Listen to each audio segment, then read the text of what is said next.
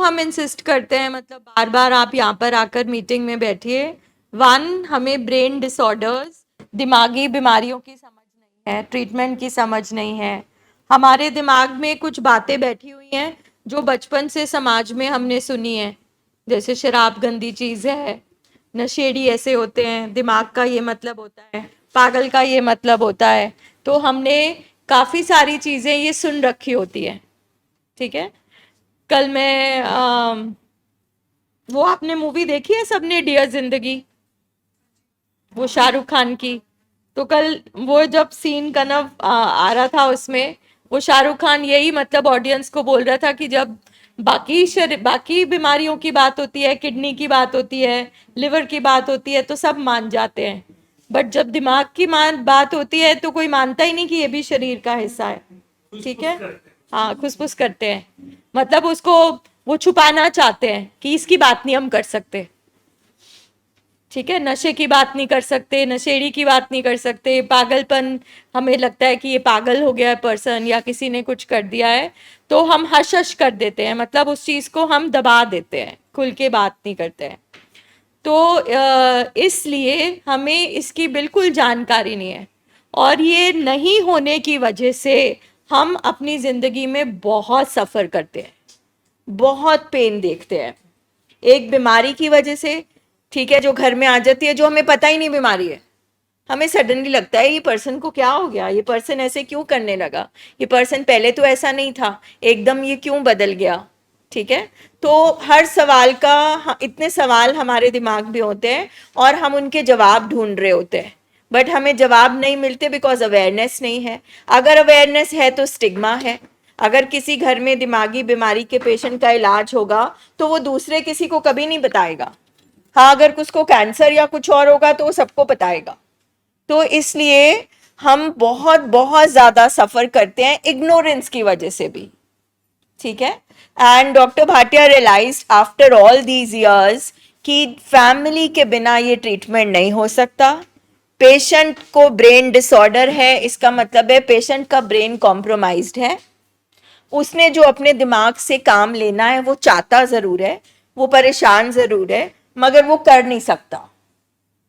तो जैसे हर बीमारी में जो केयर गिवर होता है, जो फैमिली मेंबर्स होते हैं, वो पेशेंट की केयर करते हैं और समझते हैं, इस बीमारी में ऑल द मोर, मतलब इससे भी ज़्यादा ज़रूरत है, क्योंकि हर बीमारी में पेशेंट का दिमाग सही रहता है, वो आराम से चलकर ट्रीटमेंट कराने भी आ जाता है, मगर इस बीमारी में उसको पुश करना पड़ता है, ज़बरदस्ती लाना पड़ता है। इसलिए फैमिली का रोल इस बीमारी में बहुत ज़्यादा इम्पॉर्टेंट है। मतलब अगर मैं ये कहूँ कि इस बीमारी में सबसे पहले फैमिली सीखती है, फैमिली चलती है, फैमिली स्किल्स को अप्लाई करती है, फिर पेशेंट धीरे धीरे धीरे धीरे चलता है। मतलब हम कैसे चल रहे होते हैं जिंदगी में, पेशेंट आगे, फैमिली पीछे पीछे, और डॉक्टर का कुछ अता पता ही नहीं है। और जब हम हॉस्पिटल पहुंचते हैं तो कैसी होनी चाहिए सीरीज, सबसे पहले डॉक्टर, उसके बाद फैमिली, उसके बाद पेशेंट। तो आप पेशेंट और हमारे बीच की एक कड़ी है। Without you treatment is impossible. सिर्फ इसलिए नहीं कि आपने पेशेंट को ठीक करना है, आपका पेशेंट बीमार है, इसलिए भी कि बहुत हद तक एज WHO सेज ये फैमिली डिजीज है, हम भी बीमार हैं, परेशान हो चुके हैं, हमारे ब्रेन के भी केमिकल हैं बैलेंस इम्बैलेंस हो चुके हैं, हमारे अंदर डर, इनसिक्योरिटी, हर तरह का पेन बढ़ गया है। ठीक है, जब आप बोल रहे थे कि बच्चों को स्कूल जाना होता है, घर के काम है, तो हमारे घर से ये बीमारी तब तक नहीं जाएगी जब तक आप दिमाग में फिक्स ना कर लें कि अब हमारा सबसे जो मेन इशू है वो है इस पेशेंट को ठीक करना। क्योंकि अगर बीमारी नहीं गई तो आपके बच्चे की पढ़ाई बेकार है, हमारे घर बच्चों की डिग्रीज बेकार है, मतलब नथिंग इज पॉसिबल। क्योंकि हम यहाँ पे इमोशनल टूटी फूटी फैमिलीज बैठी हैं जो इमोशनली पेन में है, इमोशनली खाली हैं, और इसीलिए हम हॉस्पिटल पहुंच गए। और अगर हम चाहते हैं कि हमारे घर के बच्चे कभी हॉस्पिटल ना पहुंचे या बीमार ना हो, चाहे डिप्रेशन हो या कुछ हो, तो हमें घर में रिकवरी लानी पड़ेगी, क्योंकि एक इमोशनली खाली पेरेंट अपने बच्चे को कुछ नहीं दे सकता। अगर आप खाली हो, you can not give anything to your children. आप जितना मर्जी उनको पढ़ा लें, चीजें ले दें, मटेरियलिस्टिकली उनको सेटिस्फाई कर दें, बट अगर वो इमोशनली बीमार रहे तो कल को उनकी भी शादियां होनी है, उनके भी बच्चे होने हैं, वो जीन्स ट्रांसफर करेंगे। मतलब ये मैं आपको डराने के लिए नहीं बोल रही हूँ, ये साइंस है, ये जेनेटिकली पास ऑन होता है। एनवायरमेंट घर का जो है वो इस बीमारी को पैदा करता है, जीन्स पैदा करते हैं, आपकी जो पर्सनालिटी है वो पैदा करती है, और वो तीनों चीजें खराब है और हम हॉस्पिटल में बैठे हैं। अब जीन्स को तो नहीं हम बदल सकते, मगर हम रिकवरी में आके अपने घर के माहौल को, अपने रिश्तों को इस तरह से हेल्दी कर सकते हैं कि हमारे बच्चे बीमार ना हो। ठीक है, आपका coming back to your this thing, सबसे पहले तो हम ये जो वर्ड है ना डिजीज, इसको अपने दिमाग में फिक्स कर लें, और अगर हम बीमारी के दायरे में हर चीज को समझेंगे तो हमारे लिए आसान है। अगर हम कारण ऐसे वैसे ढूंढेंगे तो हमारे लिए मुश्किल है। वेरी सिंपल चीज कि हमें एक चीज बहुत अच्छी लगी, हमने जिंदगी में जो नशा किया उसने हमें गुड फीलिंग दी, उसने हमें एक हाई दिया, ठीक है, उसने हमें जो नॉर्मल हाई होना चाहिए उससे कई ज्यादा गुना हाई दिया।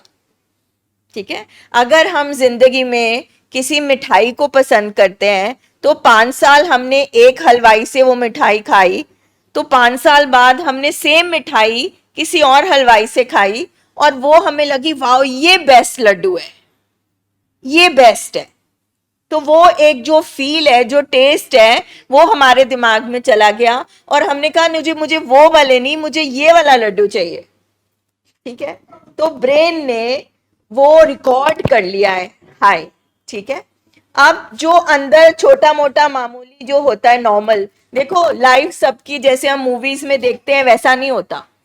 लाइफ इज नॉट अ रोजी पिक्चर कि हमेशा अच्छा अच्छा ही होगा, ग्लैमर ही होगा, हमेशा पार्टीज ही चलती रहेंगी, हमेशा हाई ही होगा। जो हम ये रील के वर्ल्ड में जो हम पिक्चर्स में रिश्ते देखते हैं वैसे ही होगा, सेक्स लाइफ जो देखते हैं वैसे ही होएगी, मनी जैसे कमाया जाता है वैसा, ऐसा नहीं होता।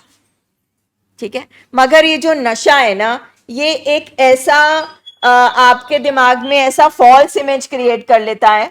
ठीक है, पहली बार तो आपको बहुत ऐसा नजारा दिखाता है और आपको प्रॉमिस कर देता है कि जितनी बार तुम नशा करोगे मैं यही नजारे दिखाऊंगा, बट ऐसा नहीं होता, ये शॉर्ट लिव्ड होता है।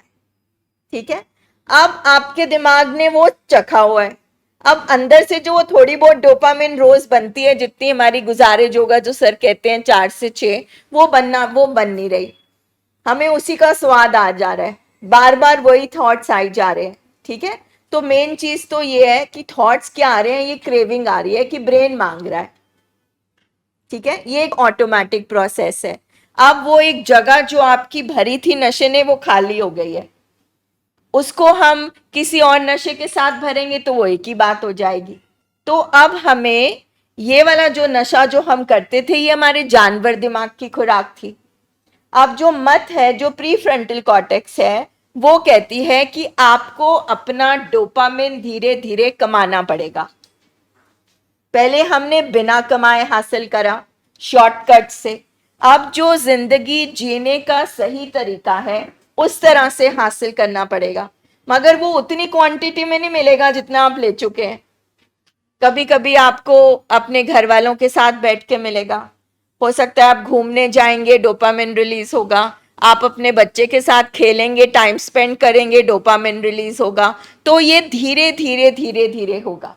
ये जो खालीपन आ गया है ना, वहां ये सोचे आ रही है।